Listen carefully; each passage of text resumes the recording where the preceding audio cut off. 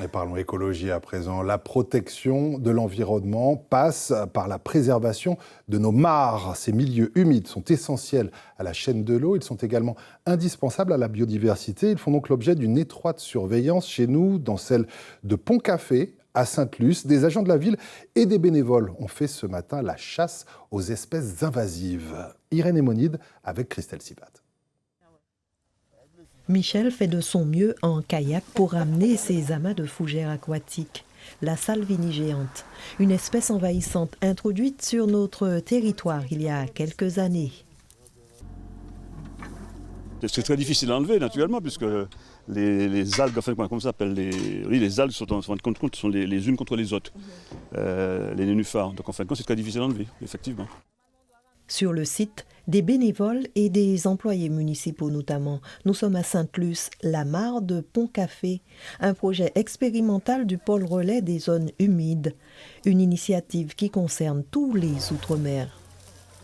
Les objectifs de restauration et d'entretien des mares, c'est de retrouver un fonctionnement écologique des mares au plus proche de ce qu'on peut observer dans la nature, c'est-à-dire avec une eau et une masse d'eau qui va s'oxygéner, des espèces qui sont indigènes comme le jonc par exemple qui peut habiter avec d'autres espèces indigènes, la possibilité à des espèces comme les libellules de pouvoir se nourrir et même se reproduire, parce que je rappelle que la libellule elle a un cycle obligatoire par un passage d'eau douce. Il y a aussi la liane américaine.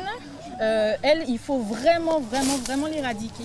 Il faut qu'on l'enlève complètement et même qu'on aille jusqu'aux racines pour pouvoir l'enlever, car sinon elle continue à se multiplier.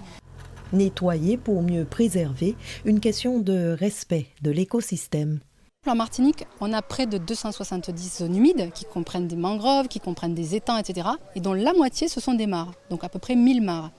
Toutes ces petites mares, elles sont très importantes dans la régulation hydrologique, la filtration des eaux avant que ça arrive à la mer. Donc ce qu'il faut dire, c'est que c'est une continuité. Et il faudra plus d'une journée avant de venir à bout de ces indésirables. Il y a plus d'une journée, il y a une semaine, voire deux. Parce que d'habitude on les enlève avec une machine, on prend une semaine. Et là on l'enlève à la main, donc je compte au moins 2. Chaque année on l'enlève. Et elle retourne toujours. Les bénévoles de tous âges et de bonne volonté sont donc les bienvenus du côté de Pont-Café à Sainte-Luce. Et la prévention reste indispensable pour éviter d'autres désagréments.